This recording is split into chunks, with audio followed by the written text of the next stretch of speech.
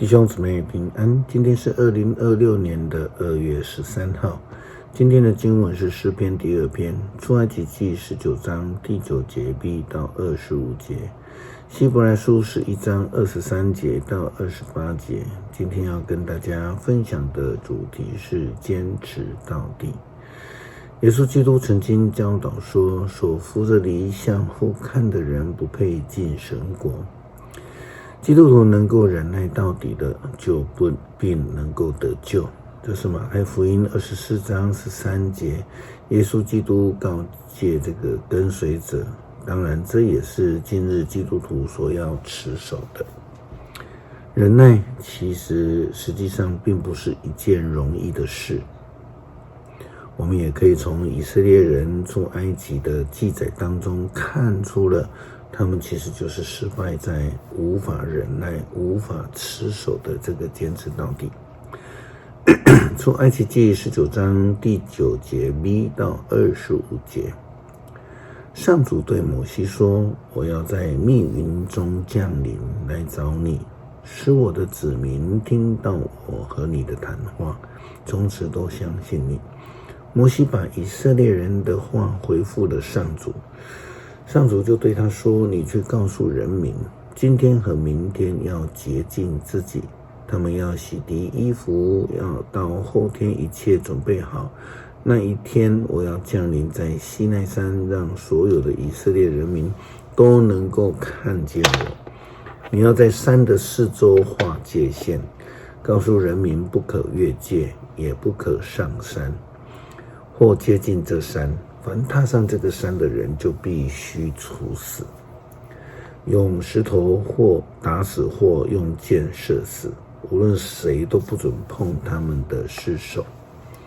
人和牲畜都要遵守，凡违犯的都必须要处死，一直到号角响起的时候，人民才可以上山。摩西下山吩咐人民，要他们洁净自己，准备敬拜，于是他们洗涤衣服。摩西告诉他们，到后天一切都要准备好，同时不可亲近女人。第3天早晨，雷电交加，一朵密云在山上出现，号角声大响，营里的人民听到了都发抖。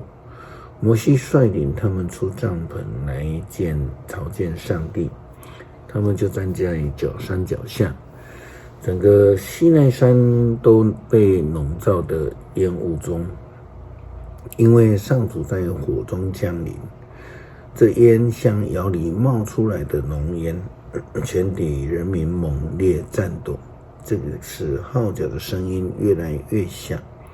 摩西讲话，上帝用雷回答他。上主降临在西奈山上，召摩西上山，摩西就上山去。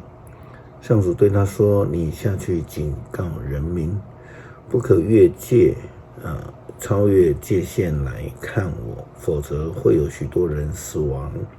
就连祭司也必须先洁净自己，才能够走进我，否则我要惩罚你们。”摩西对上主说：“你的子民不能上来，因为你已经吩咐我们要以这个山为圣山，并且在山边立了界限。”上主就对摩西说：“你下去，把亚伦带上来，但是祭司和人民不可以越界来到我这里，否则我要惩罚他们。”于是摩西下山回到人民那里，就把上主的话告诉他们。上帝要求以色列人不能越过界，并且要洁净自己，才能够亲近上帝，才能够得救。希伯来书提到了摩西的身世，更提到了他拒绝为了苟且偷生而被称为埃及公主的儿子。他选择了跟随上帝，并且离开了埃及，坚持到底，并得以见到上帝的面。更因为他的相信，他的持守，带领以色列人经历了上帝的逾越节的保守跟赐福。希伯来书11章23节到28节，由于信心，摩西出生，他的父母看见婴儿俊美，把他隐藏了3个月。他们不怕王的命令，由于信心，摩西长大后，拒绝被称为埃及公主的儿子。他宁愿跟上帝的子民一同受苦，不愿在最终享受片刻的欢乐。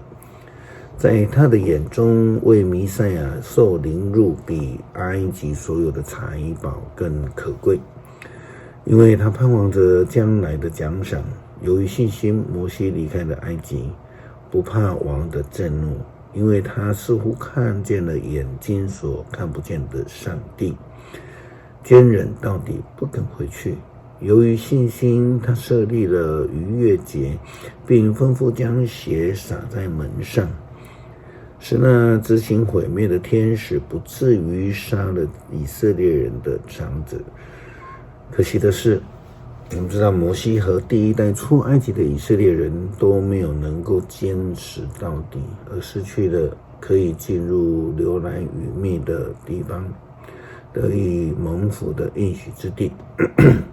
他们是提醒我们基督徒要学习坚持到底的跟随，才能够领受上帝永生的救恩。诗篇第2篇，列国为什么妄图叛乱？万民为什么虚幻策划？他们的王蜂拥而来，他们的执政者一起筹谋，要攻击上主和他选立的君王。他们说，我们来挣脱他们的束缚，我们来推翻他们的统治。上主从天上的宝座发笑，他讥笑这些人的愚蠢。他在烈怒之下告诫他们，在气愤的当中使他们惊惶失措。他说，在西安的我的圣山，我立了拣选的君王。那君王说，我要颁布上主的命令。上主对我说，你是我的儿子，我今天做了你的父亲。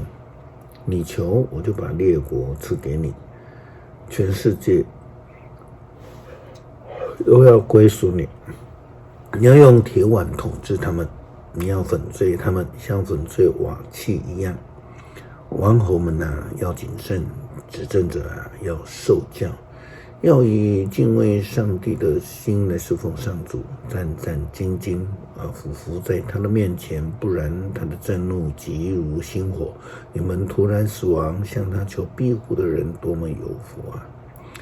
主啊，我们恳求你帮助我们学习听从你的旨意，跟随你的脚步，坚持到底，永不走偏，放弃你的道路，使我们能够得救。